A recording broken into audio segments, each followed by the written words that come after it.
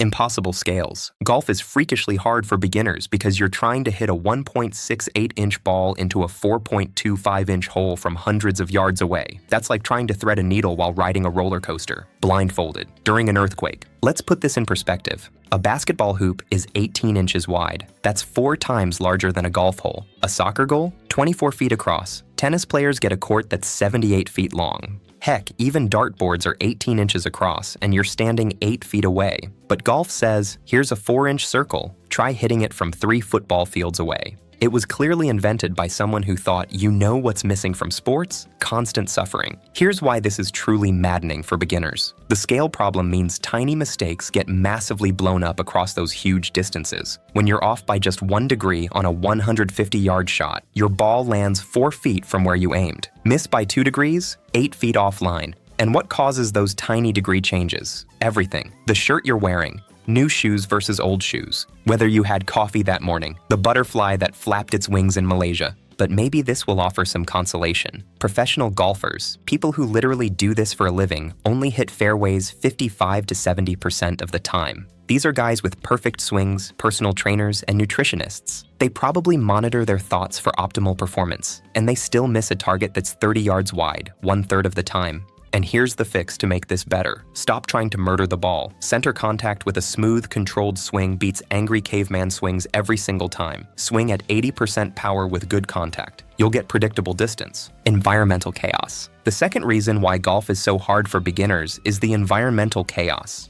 Unlike basketball courts that are the same everywhere, or tennis courts with their nice, predictable surfaces, golf courses are basically nature's obstacle course designed by someone who hates you personally. Every single shot is different. Water hazards, sand traps, hills that look flat until you're standing on them, trees strategically placed exactly where your ball wants to go. It's like the course designers sat around asking, what would make this maximally frustrating? And then built that. But wait, there's more. Weather wants to ruin your day too. A 10-mile-per-hour crosswind moves your ball 10 to 15 yards offline. A 15-mile-per-hour headwind? Say goodbye to 20 to 30 yards of distance. That comfortable 7-iron suddenly becomes a struggling 5-iron, and you're out here doing wind calculus instead of enjoying your Saturday. And that's not all. Temperature drops, you lose 2 to 3 yards for every 10-degree decrease. Humidity affects ball flight. Rain changes everything. You're not just playing golf, you're playing meteorology golf. And then there are the landmines you can't see. For example, you hit a perfect shot, solid contact, beautiful trajectory, and it hits a sprinkler head and bounces into a penalty area.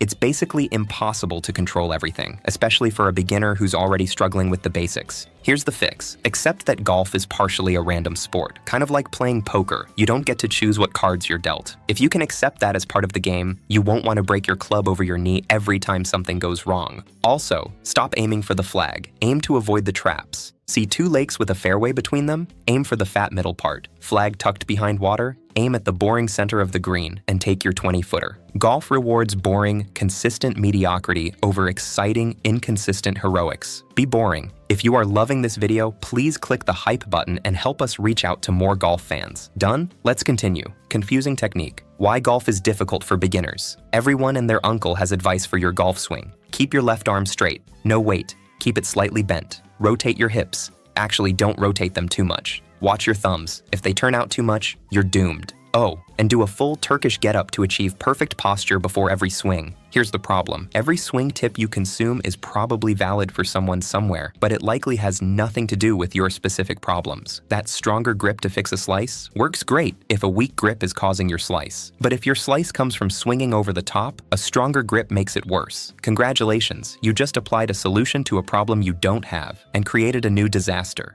And then, you find yourself standing over the ball, running through a mental checklist 17 items long. You're too busy thinking to actually focus on hitting the ball or enjoying this cursed sport. Here's the fix. Find one coach who can give tailored advice for you specifically. A real instructor who watches your swing and gives you personalized feedback for your problems. Ever-changing clubs. Reason number 4. Why beginners find golf difficult. They open a golf bag and see 14 clubs staring back at them. Driver, 3-wood, 5-wood, hybrids. Irons numbered 3 through 9. Pitching wedge, gap wedge, sand wedge, lob wedge, putter. And we haven't even mentioned the fancy specialty clubs. Here's what's overwhelming for beginners. Each club has different specs. distances, ball flights, swing feels, lofts, lies, bounce angles. The 5-iron goes 180 yards, but the 6-iron goes 170. Unless you hit it thin, then it goes 190, or fat, then it goes 90. The sand wedge has 56 degrees of loft and 10 degrees of bounce, whatever that means. The lob wedge is 60 degrees, and apparently only for people who enjoy danger. As a beginner, you haven't spent enough time with each club to learn its personality. Pros have hit literally millions of balls over their careers. They know exactly how their 8-iron feels versus their 9-iron. You've hit maybe 200 balls total, and if you keep switching clubs for every shot, you'll never get good at any of them. Here's the fix.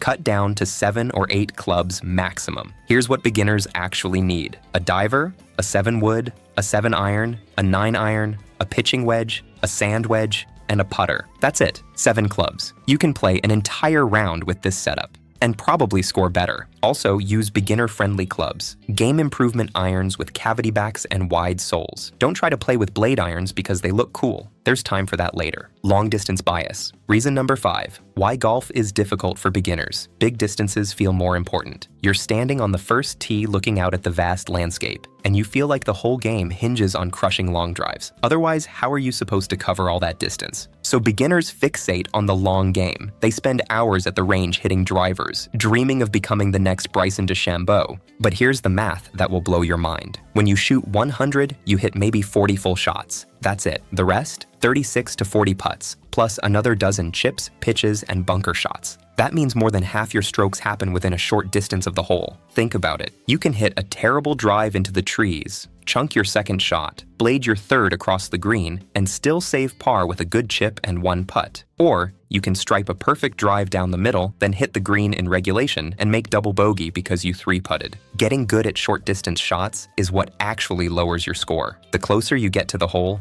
the more precision matters and the more you can fix earlier mistakes. So here's the fix. Spend most of your practice time inside 100 yards. Learn to chip reliably. Get comfortable with your pitching wedge and sand wedge. Practice putting until you can consistently 2-putt from anywhere on the green. Even if you make mistakes on long shots, and you will because we all do, you can really impress people by fixing those mistakes with a solid short game. Stay cool, stay calm, stay professional. While your buddies are having meltdowns after bad drives, you're casually chipping it close and making par anyway. Short is deceptive. And now for reason number 6, why golf is hard for beginners. As we just said, there's this illusion that bigger is harder. A 300-yard drive? Obviously difficult. So what about a 2-foot putt? Should be easy peasy, right? Just tap it in. A child could make this. Wrong. 2-foot putts are still genuinely hard, and missing them will make you question your entire existence. Here's why this is so difficult, especially for beginners. You're hitting a round ball with a round club face in an inherently unstable collision. Contact lasts 0.0005 seconds. In that microscopic time frame, you need to coordinate dozens of muscles in perfect sequence, all the while keeping the putter face square and moving on the right path. Miss the sweet spot by a 1/4 inch? Your 2-footer lips out, hit it slightly offline, it catches the edge and spins away. The ball hits a tiny spike mark you didn't see. Now you're tapping in for bogey while your buddies pretend not to notice your internal screaming. For beginners, this is maddening. You feel like you suck at something that looks stupid simple. You're bad at long distances. You're bad at short distances too. It leaves you feeling like a complete idiot. Here's the fix. Don't neglect practicing these short shots. Spend 10 minutes after every round just hitting 3-footers. Make 20 in a row before you leave. It sounds boring, but so is 3-putting from 6 feet. And never ever take gimmies. Those that's good putts where your buddies don't make you finish. They sound friendly, but they're actually robbing you of practice. Make yourself finish every putt, even the tap-ins. It builds confidence and gives you realistic practice for when it actually matters. If you're loving this video, subscribe now and help us hit 5,000 golf fans by month's end. The mind game. Reason number 7,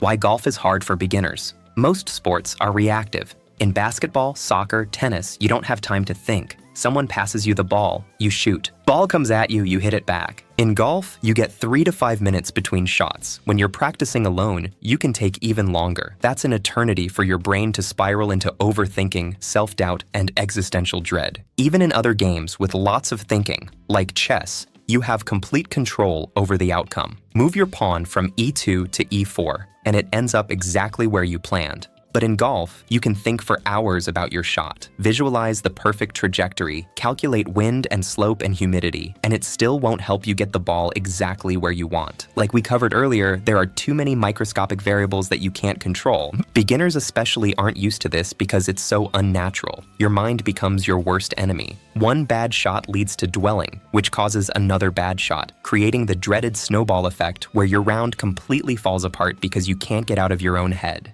Here's the fix. Learn to have a goldfish memory. Forget bad shots instantly. Hit it in the water, that shot is dead to you now. You have amnesia. What water shot? Never happened. Think of it as practice for letting things go, which is honestly a great life skill. Notice frustration when it comes up, but don't cling to it. Let it pass like a cloud floating by. You can even make a meditation out of it if you're into that sort of thing. Or just develop the emotional range of a goldfish. Both work. Roller coaster progress. And finally, reason number 8, why golf is so hard for beginners. In most activities, progress is more or less predictable. You progressively add more weight at the gym. You learn more vocabulary as you study a language. You gradually run faster and faster. You hit the ball better and better in tennis. But in golf, because of the ridiculous scale, environmental chaos, and millions of tiny variables, your progress graph looks less like a steady climb and more like a ball of tangled yarn someone threw down the stairs. One week, you shoot 95 and feel like you finally figured it out. Next week, you shoot 108 and want to burn your clubs in a ceremonial fire. The week after that, 92. What changed? Nothing and everything. Golf happened. This is especially discouraging for beginners. You want to see progress. You're used to the reality that improvement at the beginning is usually more visible than improvement when you're advanced. You expect to get noticeably better each round, and instead you're getting wildly inconsistent scores that make no sense. But here's the reality. This is just the nature of the sport. Even professional golfers, the best players in the world, make mistakes constantly. The fix: